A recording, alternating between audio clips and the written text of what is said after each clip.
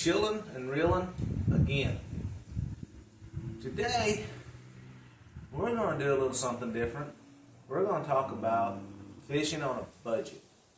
Everybody's on a budget, unless you're sponsored by somebody, and I think still you're then on a budget. That coffee's pretty good this morning. I like coffee. Number one thing that I do is I look at garage sales. Pretty good places sometimes. You know, you can find crankbaits. This is new in the box.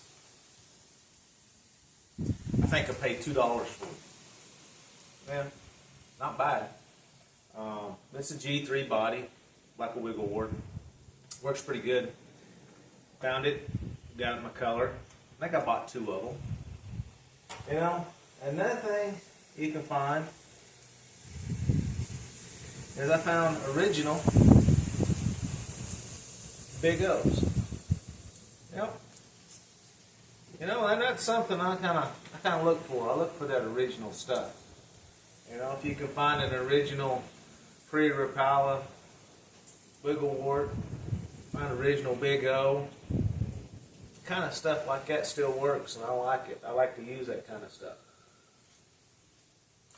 Another thing you can find, rods. Now, if you can see this rod, this is a lose, okay, and it's a custom speed stick. Now, this is what they call, It's called it the Wart Special, okay. So it's a pretty good rod. It's not been used. It has no marks on it. Doesn't have any boat rash on it. And I thought, you know what? I said to old boy, he says, hey, I want $25 for that rod. I said, will you take 20 for it? He goes, no, I need 25 out of it. I thought, well, I'll do the old car lot thing, right? So I just walked to my truck. I was putting the stuff up that I bought, and I got to thinking to myself, I'm really going to lose a rod over $5. That's a good rod. This is a really good rod. You know, go check them out at your sports place. See how much they are. So I walked back up there and I grabbed the rod right as somebody else was wanting it. They said, guess you wanted it back. I said, yeah. I said, I'll give you the extra $5 for it. So, you know, a nice rod, about $100 rod for 25 bucks. Saved myself $75. It's the kind of stuff you need to look for. When you're looking at a rod, this is what I look for. I don't know, other people might look for something different. I might be all wet, but it's worked pretty good for me lately. I look at a rod and I like one, and I'm going to look at every one of those eyes. And if those eyes are bent or something wrong with them, I'm going to pass. But this rod, there's nothing wrong with it. The eyes, I mean, this rod is brand new. It's never had a reel put on it until I put one on it. I'm going to look at that kind of stuff. I'm going to look at the grips, okay? I'm going to look, see if it's got any boat rash on it anywhere. This rod doesn't. And you can pick up pretty good deals that way. You really can. So, garage sale on a budget, okay? So, right now we're looking at, I bought a $100 rod, and I bought $25, $30 worth of bait, crankbaits and stuff for what I'm into it now for 30 bucks. Fishing on a budget. You don't have to cost a lot, okay? Another thing you can do is at garage sales and other stuff, fishing line. See that? This is brand new in a box, not unopened, and it's fluorocarbon. It's Vanish fluorocarbon. You see it right there. Okay. What do you want for that? He says $2. He had 2 of them. I said sold. I picked up both of them. $4 for 17-pound fluorocarbon. You know, 200 yards there. That'll last me a while. Okay, and it's a good quality. That's another thing to look for. Good quality, name brand stuff. I went up. He had some braid. I said, hey, new in the box, never been opened. This is 14-pound braid. I use that on my spinning reel. I do a FG knot, fluorocarbon leader, but I use this on my spinning reel. I said, what do you want for it? He said, $2. I said, sold. So, you know, I've got $40 worth of line for $6. Fishing on a budget. Catch those garage sales.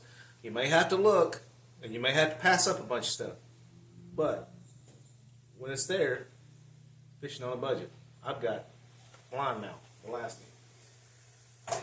The other thing that I do, and you see me wearing his hat. I wear his hat all the time. This kid is phenomenal. I'm going to do an interview with him. I'm going to let y'all see what this kid is. 14 years old. Okay? He makes jigs. See that? Okay? I support him. I do. I buy his jigs because I like his jigs. He's 14 years old. He does a great job on jigs. And he makes the colors that I like. And, you know, he's even got rubber skirts. Living rubber skirts and stuff. So, he makes great jigs. Great quality jigs. So, that's another thing you can do. It's fishing on a budget. You can find somebody in your area that might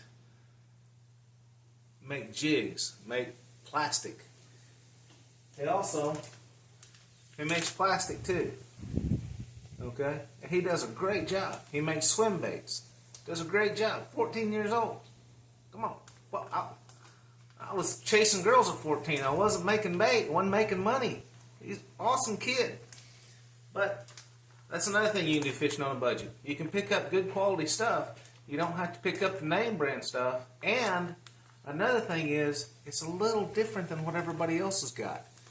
That's the key sometimes to catching fish. So make sure you're just a little bit different than what everybody else has got. It's a good key.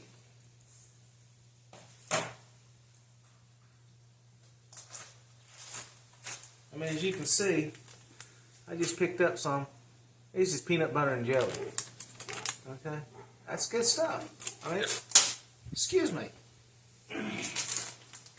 That's good stuff. Let me pull one out here for you. Because like I said, he's on Facebook and all that kind of stuff, and you can order stuff from him if you want to. But I want you to look at his stuff. I mean, can you get a good look at that. Look at the colors in that. Look how that's made. Okay? That's what I'm talking about. It's good quality stuff. It's not the same price as in the big box stores or name brand stuff. You know, I'm just saying. And plus, it's not what everybody else has got. It's a little bit different. You can pull, like he's got his, where you can see that little tag. You can leave that on. Gives a little bit more action. You can pull it off. You can do, I mean, it's got a lot of stuff to it.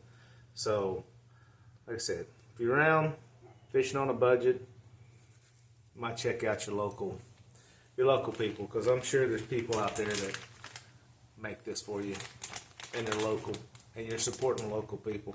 Another thing, support your local tackle shops. I know these big box stores are easy to get into and all that kind of stuff, but keep your money local, okay? I'm a big believer in that. If you can find local people, you can find good quality stuff that they're making, I suggest you buy it. You know, keep the money right here, because you're supporting, you know, you're supporting the ball fields. You're supporting, when you support local, you're supporting all that, and that keeps everything in the community. I'm a big believer in that. So if you can find somebody local to make your stuff, find it, and more than likely it's going to be a little bit cheaper, and probably going to be better quality. Because like I said, the jigs that he makes is awesome. So another thing I bought at the garage sale, and I don't know, like I said, I'm trying to get into this swim bait, this, you know, multi-jointed swim bait stuff, because, I mean, I don't know how to do it, so, y'all gonna go along with me. I'm gonna be learning this, but you know, how about me? Segmented swim bait. Okay, you know, I got it, brand new, never been used. Gonna have to change out the hooks, of course, but you know, I do that on all my stuff. $1.50. Like, hey, for $1.50, I'm gonna try it. You know, looks good. I don't know if you guys can read that or not. Can you read what that says right there? Right there. It won't do it, will it? Nope, it ain't doing it. Okay. Well, anyway, good quality. Good quality. I'm gonna try it. $1.50. Go try to find a segmented swim bait anywhere else for $1.50. So guys, I hope you enjoyed this one. It's kind of like a little different. It's just that I try to be on a budget. You know, I work every day. I paint cars for a living. That's what I do. And you know, I gotta keep my fishing on a budget, just like everybody else does. I can't just go out and spend, and I don't have people mailing me stuff all the time either. So I have to buy what I use. And if you can go to a garage sale, flea markets are good. They call them flea markets around here. I don't know where you're from. They might call them something different, but it's just basically where people have some odds and ends that they sell. Anytime you can go to something like that, anytime you can go to a tackle show, a local tackle show, go to it, because you'll find different people there that make stuff. That's how I found Carter Phillips, as I went to a tackle show, and he was there selling his stuff, and that's how I met him, and that's how I got to know who he was. So go to those. Some of them cost money, some of them doesn't. The ones around here, they usually cost you $5, $10 to get in, but they're well worth it when you get to meet other people and you get to see different things that they're making. Crappie fishermen, there's a big crappie deal that goes on all the time around my area. You know, if you're into crappie fishing, it's a big show that they do for crappie. So, like I said, this is just a little bit different. I fish on a budget. I figure y'all fish on a budget. Just give you some ideas of what to do. My suggestion is, if you can, stay away from the big box stores. I'm not saying there's anything wrong with them. Some things you can only find at a big box store, and I get that. But if you can find your bait and stuff local, or from a local person or a local tackle shop, go do that. Okay? It'll help out more than you know. Alright, well, this is Chillin' and Reelin'. Until next time, we'll catch you later.